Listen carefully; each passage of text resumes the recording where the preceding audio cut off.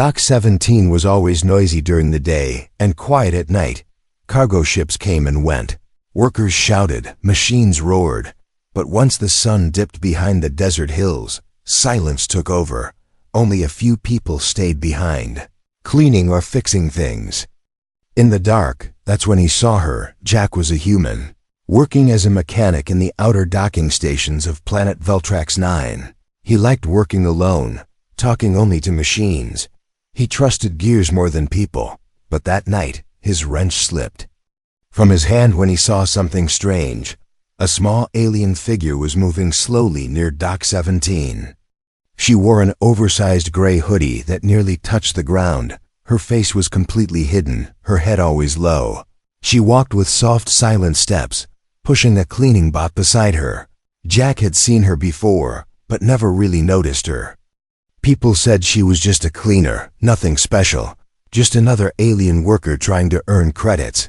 But Jack now realized he had never heard her speak. Not even once. Something about her movements was different, too smooth, too silent, almost like she was floating. He watched as she picked up a heavy crate that even two men had struggled with earlier. She did it like it weighed nothing. Strange. Jack wiped his hands and stepped closer. Trying not to make noise, she turned suddenly, as if she sensed him from far away. But she didn't run, didn't even move fast. She simply pushed her cleaning bot toward another corner and began sweeping again. Her back turned to him. Jack felt a chill, and it wasn't from the cold night air. "Hey," he said casually. "Long shift, huh?" No answer. The girl kept sweeping. Jack frowned. "You don't talk?" Still nothing. He sighed and walked away, shaking his head. But that moment stayed in his mind like a splinter. Why didn't she speak? Why did she move like that? The next few days, Jack saw her again and again. Always cleaning, always wearing that hoodie. No one spoke to her, no one cared. And she never looked up one morning. A cargo pod fell from a broken chain directly above a sleeping technician. People shouted, but no one could reach him in time, except her. The alien girl dropped her mop, ran, and dived under the falling crate. She pushed the man aside just in time, then vanished into the shadows. By the time security arrived, the girl was gone. The technician said he didn't even see her face, just glowing lines and speed that didn't match her size. Now Jack was sure she wasn't just a janitor. Something was off, very off that night. Jack waited near the tool storage near Dock 17. He hid behind stacked fuel drums, watching. At exactly 2 o'clock station time, she appeared, same hoodie, same silence, but this time, she wasn't pushing the bot. She moved toward the far wall, tapping her wrist 3 times. A small glowing panel appeared on the wall. Jack had never seen it before. She placed her hand on it, and the wall slid open silently, a hidden door. The girl stepped in, and it closed behind her. Jack's heart raced. What was this? He came out of hiding and ran to the wall. No sign of the panel, nothing at all, just metal. He leaned against the wall, trying to catch his breath. Now he had a choice. Tell the security, ignore it and pretend he saw nothing, or follow her. He returned to his bunk but didn't sleep that night. He kept thinking about those glowing lights, the hidden door, and the fact that the girl who everyone ignored just saved a life without a word. The next morning, Dock 17 felt different. The girl didn't show up. Jack asked around. "Where's the cleaner girl?" He asked a guard. The guard frowned. "Who?" Jack replied, "You know, small one, hoodie, always cleaning near the fuel pipes." The guard shrugged. Never noticed anyone like that. Strange. For the next 3 days, she didn't return. Jack waited, searching for her silently, but there was no sign. It was like she never existed, until the 4th night. He heard soft humming from inside a maintenance shaft, and then a whisper, not in English, but beautiful, haunting. He peered through the metal grate, and there she was. Hoodie off, face glowing with alien patterns, eyes closed, fingers dancing over a strange device. She was not a cleaner, not a worker, not someone simple. She was something else, something powerful, and possibly dangerous. Jack backed away slowly, but his boots scraped a pipe. The girl's eyes snapped. Open, glowing, piercing, they looked straight at him. Jack froze. She stood up, silent, expression unreadable. Then she whispered something. A single word in a voice that chilled him. Why? Are you watching me? To be continued. Jack didn't move. He stood frozen, staring into her glowing eyes through the metal grate. The alien girl, no. The alien something wasn't scared. She wasn't running. She was staring back with a calmness that made Jack's skin crawl. He didn't know what to say. His throat felt dry, but she didn't speak again.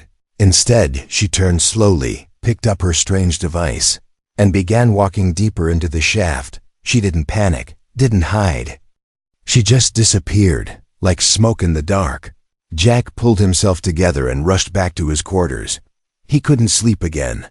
The image of her glowing face, her soft alien features, her silence, it all spun in his mind like a storm. She was beautiful, yes, but also terrifying. What was she? The next day, Jack skipped work. He used his access card to sneak into the station's old archives. He typed in some keywords. Alien markings, glowing skin, bioluminescent patterns, hooded cleaner, after hours of digging. One file popped up classified. He tried opening it, and surprisingly, the screen blinked open. Jack wasn't high-ranking, but maybe someone forgot to lock it again. The file was grainy, filled with distorted images. But one thing stood out. A picture of a girl, that girl standing in chains with guards around her. Her hoodie was gone, and her body glowed with patterns that looked alive. A red stamp flashed at the top. Wanted, Subject V317, codename, Virea. Jack leaned in, his heart pounding.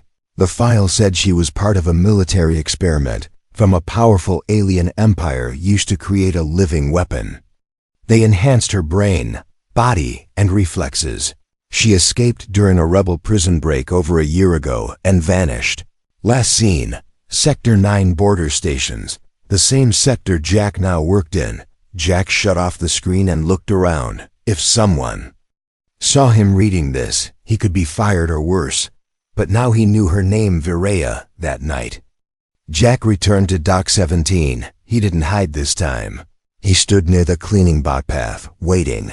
It was late, nearly midnight, when the shadows moved again. She came out, hoodie back on, cleaning like always, as if she wasn't being hunted. As if she didn't just glow like a star in the darkness. Jack stepped forward. I know who you are. The girl stopped. She didn't turn around. He continued. Your name is Virea, isn't it? A long silence filled the air. Then her hand stopped pushing the bot. She whispered without turning. And now what? You'll report me? Jack shook his head. No, I won't. He took another step forward. But I want to know the truth. Slowly, very slowly, she turned around. Her face was still hidden, the hoodie shadowing everything, but her voice was clear, soft, and filled with sadness. The truth is dangerous, she said. It will get you killed. Jack crossed his arms. Too late, I already peeked. For a moment, nothing happened. Then she sighed and reached up, pulling the hoodie back. Her hair shimmered like strands of light, blue and silver, floating slightly like they weren't tied to gravity. Her skin glowed with soft veins of gold, like living tattoos moving beneath the surface. Her eyes, deep violet with rings of bright white, looked at Jack with tired wisdom. Jack couldn't speak, not because of fear, but because she looked like a piece of art, beautiful, alien, and powerful. She didn't look like a monster. She looked like someone who had suffered too much. I didn't ask for this, Virea said quietly. I was created, not born. Jack nodded slowly. And now you're running? She looked away from everyone. She leaned against the wall. Do you know what it's like to be hunted for simply existing? Jack crouched beside her. No, he said honestly. She gave a tired smile. Then you're lucky. They sat in silence for a moment. Then Jack asked, why here? Why work as a janitor? Varaya looked at him. Because no one looks at the cleaner. And because. I'm tired of running. Jack leaned back against the metal wall. The hum of the station above was the only sound. He looked at her glowing skin, her tired eyes, and asked, "So, what now?" Varaya hesitated, then said, "Now you choose. Forget me and go back to your safe life. Or get involved and risk everything." Jack stared at her, thinking, this was crazy. He barely knew her. She was dangerous. A target. A problem. But still. Something in her voice touched him, a kind of loneliness he understood too well. "I fix broken things," Jack said finally. Varaya blinked. "What?" Jack smiled. "That's my job. I fix things, machines, engines." He stood up, offering her a hand. "Maybe I can help fix a broken life too." Varaya looked at his hand, shocked. No one had offered her help in a long time. No one had looked at her without fear or greed. Slowly, she took his hand, her glowing fingers trembling slightly. "Then don't. Let go," she whispered. Jack nodded. "I won't." From that moment, two lives were tied together, one human mechanic, one hunted alien girl, and together, they stepped into a storm neither of them could yet see. The next morning, Jack opened his toolbox, but his hands didn't move. His mind wasn't on wires or engines anymore. It was on her Varaya. She wasn't a cleaner. She wasn't even supposed to exist freely. She was a wanted being, a science maid. Creation hunted across space like a monster, and now she had trusted him. Just a simple mechanic, she had taken his hand. And he had promised not to let go. Jack couldn't break that promise, but he also didn't know how long they had before others found her. He decided to do something risky. He walked into the technician's lounge where two off-duty guards were eating. One of them had a drink can floating in zero-gravity mode. Jack sat down near them and casually asked, "Hey, you guys hear about any new bounty targets near the border?" The guards looked at each other. Then one of them leaned in. "There's talk." "Yeah," he said, chewing. "Something big silent from the higher-ups. Someone valuable?" Jack asked, acting clueless. "More than valuable," the other guard replied. "Rumors say it's a ghost from some secret lab, female, alien." Jack kept his face still. But inside, his chest tightened. They were already getting close that night. He met Varaya at Dock 17 again. She wasn't cleaning anymore. She was hiding behind crates, breathing heavily, eyes darting around. "They're here," she whispered before he even asked. "I felt the energy signature of a trace drone." Jack didn't understand most of that, but he understood danger. "We need to move you now," he said, grabbing a small tracker scanner from his belt. He ran it over her. Sure enough, there was a small blinking dot behind her ear. "A tracker?" he said, shocked. "I didn't know they reactivated it," she said, panic rising. "It was offline for months." Jack carefully removed it, but it was too late. The signal had already pinged. He looked her in the eyes. "They know exactly where you are now." Varaya gritted her teeth. "Then we don't run. We fight," Jack blinked. "You can fight?" Varaya didn't answer with words. She reached under her hoodie and pulled out a small metal ring from a hidden pocket. She clicked it instantly. A soft pulse of energy surrounded her hands, forming glowing blades. "Built-in defense system," she said. "I was made for war, remember?" Jack didn't like violence, but he knew they didn't have a choice. If these hunters caught her, they wouldn't ask questions.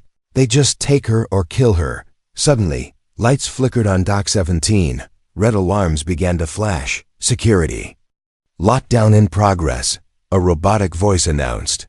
Jack pulled her down behind a fuel barrel. Boots marched in the distance. Heavy, uniform, trained. Not station guards. These were outsiders. "Bounty squad," Varaya whispered. "Not good." Jack thought fast. "This way," he said, crawling toward the back wall. He had spent years working in these docks. He knew secret maintenance paths others forgot. They slipped into a narrow vent tunnel just as the bounty squad entered. Dock 17, inside the vent, it was tight and dark. Jack led the way with a small flashlight. Behind him, Virea moved silently, her breathing calm now. "Why are you helping me?" she asked softly. Jack paused, then looked over his shoulder.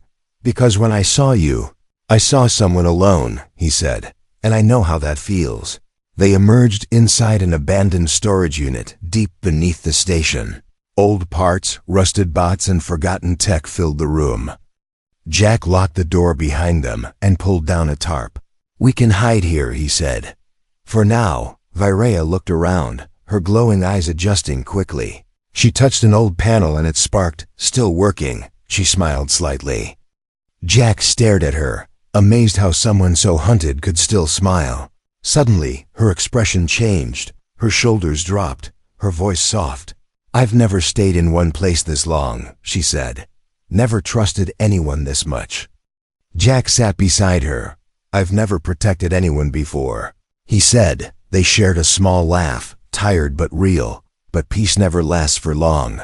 The scanner on Jack's wrist beeped, movement fast and close. "They're sweeping the lower levels," he said, standing up. "We have to prepare to move again." Virea stood too, eyes glowing brighter now. "No," she said firmly. "We prepare to stand, not run." Jack nodded slowly. "If that's what you want," he handed her a small shock blaster, weak, but enough to stun. She took it, then looked at him seriously. "If we don't make it out." Jack stopped her. "We will," he said, "because I'm not giving up on you." For the first time, she looked at him not with fear, but with hope. And somewhere deep inside that dark storage unit, a spark was born of trust, of defiance, of two souls ready to fight the galaxy together. The storage room was quiet, too quiet. Jack and Virea sat with their backs against a cold metal wall, both alert, both breathing slow. The hum of power lines above and the distant clanks of footsteps were the only reminders that danger was still close. Jack looked over at Virea. Her body shimmered faintly in the dark. Glowing lines ran along her skin like living circuits. He whispered, "Do those marks hurt you?" Virea shook her head slowly. "No, they're not just marks," she replied. "They're part of me like veins." She held up her arm, letting the faint light glow between them. "They gave me this when I was a child," she said quietly. "They called it a gift, but it was a prison." Jack didn't interrupt. He just listened. "Sometimes that was the best kind of help," Virea continued. "They trained me to fight, to calculate, to obey. They said I would lead their armies, win their wars. But I ran away before I became what they wanted." She lowered her arm. "And now, they chase me like I'm a wild animal." Jack leaned his head back against the wall. "Sounds like you were never free." Virea nodded. "I don't even know what freedom feels like." There was silence between them, a silence that didn't feel empty, just heavy with understanding. Then Jack pulled a small metal cube from his bag. "What's that?" Virea asked. He smiled. "Something I've been building for a while." He pressed a button and a tiny light floated up from the cube. It danced in the air like a firefly. Flickering softly, Virea stared in wonder, her eyes wide like a child, seeing stars for the first time. "What is it?" she whispered. Jack grinned. "I call it a spark bug. It's useless really, just something to make people smile." Virea followed the light as it moved. "I've never seen anything like it," she said, voice soft. Jack turned to her. "Well, now you have. You don't have to be a weapon, Virea. You can just be." She blinked, surprised by his words. "No one's ever said that to me," she whispered. Jack chuckled. "Well, they should have. You're more than what they tried to make you." Just then, the cube beeped twice. Jack quickly grabbed it and turned it off. "It's a motion detector too," he said. "They're getting closer." Virea stood up, her posture calm but alert. Jack followed her, pulling on his jacket and checking his small blaster. "We'll take the back tunnels," he said. "No cameras, no guards." They moved silently through the narrow maintenance shafts. Jack led the way, ducking under wires and stepping over old pipes. Virea followed easily, her footsteps almost soundless. Every now and then, she would touch a wall or a vent, and her markings would pulse like she was sensing energy or danger. Jack found it both impressive and a little eerie. They finally stopped at a small hidden chamber below the old control center. "This used to be a power core room," Jack said. "No one uses it anymore." Viraya sat down and leaned against the wall, tired but calm. "You're risking a lot for me," she said. Jack shrugged. "Maybe, but I don't like seeing someone hunted for trying to survive." Viraya looked at him for a long time. Then softly she said, "You know, I was afraid of you when we first met." Jack laughed. "Me? Why?" "You looked at me like I mattered," she replied, "and I didn't know how to deal with that." Jack's smile faded. He realized then how deep her pain went, how rare kindness must have been in her life. "Well, you do matter," he said firmly. "Not because of your powers, not because you're rare, but because you're you." Viraya didn't respond at first, but then she slowly reached out and placed her hand on his. Her touch was warm. The glowing patterns on her skin pulsed softly where they touched. "I don't know what I am anymore," she whispered. Jack smiled. "Maybe that's the best place to start." In that quiet hidden chamber, something changed between them. It wasn't love, not yet, but it was trust. And in a galaxy full of lies and traps, trust was the rarest treasure. But just as that moment grew, the cube beeped again 3 fast beeps. Jack's face turned pale. "That's not guards," he whispered. "That's a hunter drone." Viraya stood quickly, her eyes hardening. "We don't have time to run." Jack nodded. "Then we fight smart." He reached into the bag and pulled out a small explosive charge. "Help me set this," he said. "If they want to find us, they'll regret coming close." Together, side by side, they worked in silence, building a trap, not just for survival, but to send a message that Viraya was not alone anymore, that even in the darkest places, a bond could still be forged in the shadows.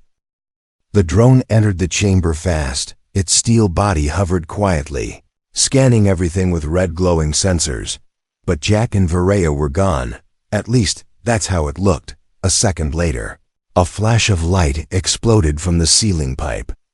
The trap worked. The drone dropped like a rock, sparks flying everywhere. Viraya stepped out from behind a metal shield, breathing hard. Jack followed, holding the detonator tightly. "That should buy us a few hours," he said. But both of them knew the truth. More would come, stronger, faster, deadlier. They retreated back into the tunnels, moving carefully. Jack had built a rough map in his head over the years. He knew the areas most people avoided. Now, he was using that knowledge to keep her safe. But it wasn't easy. The deeper they went, the hotter the air became. Pipes hissed, steam rose, and everything smelled of metal and oil. "I don't get it," Jack said while they walked. "Why are they hunting you so hard?" Viraya looked ahead, eyes distant. "I carry something inside me," she said. "Data, blueprints, genetic keys. They can build an army from me, or destroy one." Jack whistled. "That's a lot," she nodded. "I didn't choose to be this. I was made in a lab like an experiment." "Do you still think I'm just a girl in a hoodie?" she asked. Jack stopped walking and looked at her. "No," he said. "I think you're someone who didn't get a choice." Viraya blinked. She hadn't expected that answer. Most people were afraid of her when they found out what she was. But Jack didn't even flinch. They found an old engineering room and locked themselves inside. There were cracked chairs, rusted panels, and empty lockers. But it was safe for now. Jack sat down and sighed, wiping sweat from his forehead. Viraya leaned against the wall, arms crossed. "You still have time to leave me," she said softly. "If they catch you with me, they'll destroy your life too." Jack looked up. "Too late for that. You think I'd just walk away after all this?" He shook his head. "Not my style." Viraya stared at him, confused. "You're not like the others." Jack smiled a little. "I hear that a lot," then he added. "Usually from angry supervisors." That made her chuckle for the first time in days. It was a small sound, but it echoed in the room like sunlight in a dark tunnel. Jack looked over, surprised. "That's the first time I've heard you laugh." Viraya looked away, almost shy. "I didn't know I could." They sat in silence again, but it felt different now. Not heavy, not tense. More like two people sharing the same quiet breath later. Jack pulled out some protein bars from his bag and tossed one to her. "Not exactly fine dining," he said, "but it keeps you alive." She caught it easily and stared at the wrapper. "I've never eaten earth food before." Jack grinned.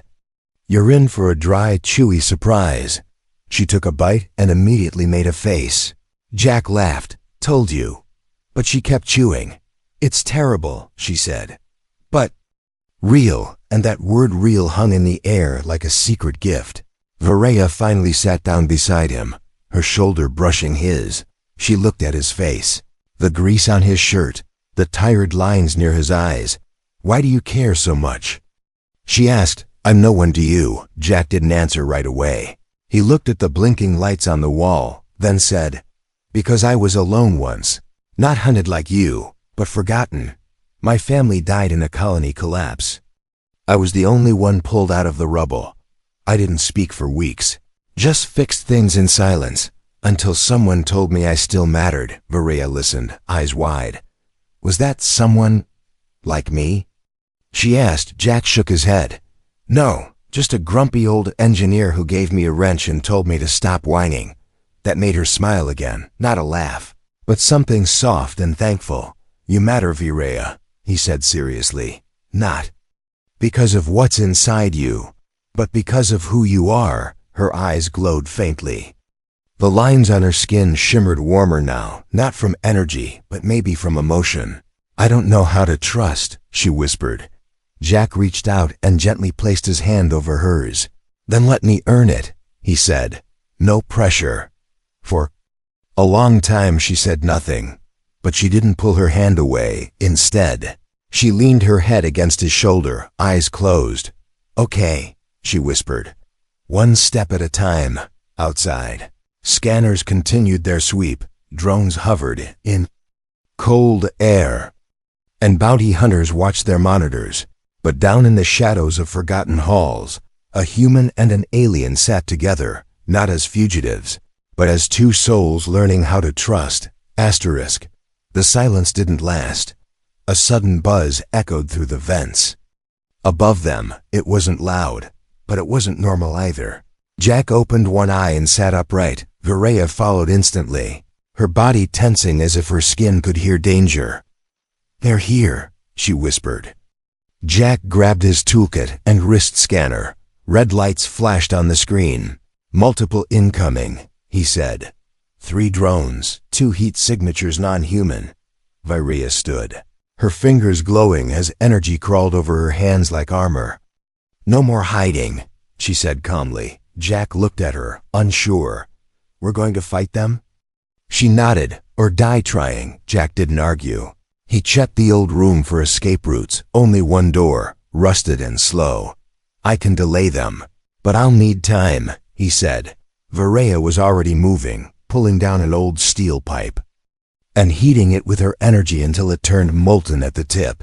The footsteps were closer now, heavy, not like the drones. These were boots, hunters. Jack jammed a circuit board into the wall and pressed a button. Sparks flew. The lights went out, and the hallway filled with smoke. "Now!" he shouted. Viraya kicked the door open. The smoke swallowed them both as they ran. Outside, lasers sliced through the air. One shot barely missed Jack's shoulder. He ducked behind a fuel tank. Viraya rolled across the floor and sent a wave of heat energy that burst one of the drones mid-air.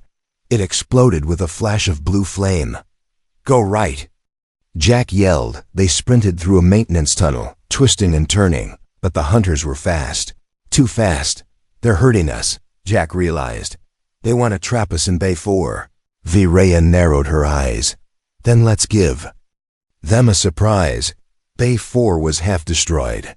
No one used it anymore because the airlocks were unstable, but Jack had worked there once. He remembered something useful. "There's a busted ship in there," he said, breathing hard. Model X-12 cargo. Hauler, half fried, Virea asked. Can you fix it? Jack grinned. If you can keep them off me for 5 minutes, I can fly it with my eyes closed. She nodded. I'll hold the line. They burst into Bay 4 dust metal scraps, and silence greeted them. Jack ran to the old hauler, kicking. Open the side panel. Virea stood at the entrance, eyes glowing brighter than ever. The first hunter stepped in, aiming his weapon. Virea moved like a wave spinning, blocking, striking. Each move was perfect. She wasn't just fast, she was trained. Jack heard the blast behind him but didn't stop. He was inside the ship, wires sparking, control panels dead. He ripped out the fried board and slammed in his portable power cell. Lights flickered on. Yes, he whispered. We've got life. Another explosion rocked the room. He looked out the side window. Virea was bleeding, her arm burned, but she was still standing, still fighting. Come on, girl, Jack said under his breath. Just a little longer. He slammed a wrench into the control column and hot-wired the ignition. The engines coughed then. Roared. The cargo hauler lifted slowly off the ground. He opened the ramp. Virea! He shouted. She turned, threw one last burst of energy that knocked the last hunter back, and ran for the ramp. Just as she reached it, a drone fired. The blast hit her leg. She fell forward. Sliding across the metal, Jack grabbed her arm and pulled her inside. The ramp closed. The ship shook, taking hits from the outside. We're not clear yet, Jack said, rushing to the pilot's seat. Virea pulled herself up, limping. I'm fine. She lied. Jack didn't argue. He pushed the engines to full power. The ship roared through the weakened airlock, bursting into open space. Alarms screamed, but Jack kept flying. The ship was old, slow, and badly wounded just like them. But it flew. Behind them, the station shrank into the distance. Then silence. They had escaped, for now. Jack exhaled deeply. He turned to Virea, who sat beside him, holding her leg. He reached for a medkit. Let me help. She looked at him, eyes tired but filled with something new. Not fear, not pain, but belief. I didn't think we'd make it, she whispered. Jack smiled. Me neither. But you did it. She stared at him. No, she said. We did it. He gently placed a bandage over her wound. We're not safe yet, he said, but we're free. She nodded slowly. For now, that's enough. They sat together in the small cockpit. Stars all around them, no longer hiding in the shadows but heading somewhere new, somewhere they could stop running and finally live. The stars were quiet. The old cargo hauler drifted peacefully through a forgotten sector of space. Inside, the lights flickered, the engines hummed low, and two souls rested after the storm. Jack leaned over the navigation panel, adjusting a few wires. He had bypassed the broken systems and reprogrammed the ship to avoid tracking satellites. They were off the grid now, no signals, no scans, no pings, just freedom. Behind him, Virea sat in the small medical bunk, her injured leg bandaged, her hoodie folded neatly beside her.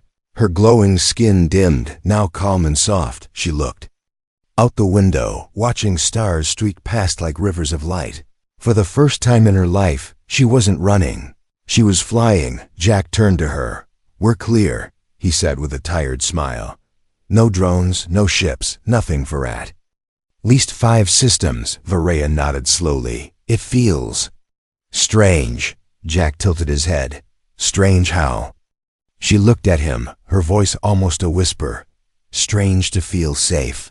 There was silence between them again, but this time it wasn't heavy. It was peaceful, it was earned.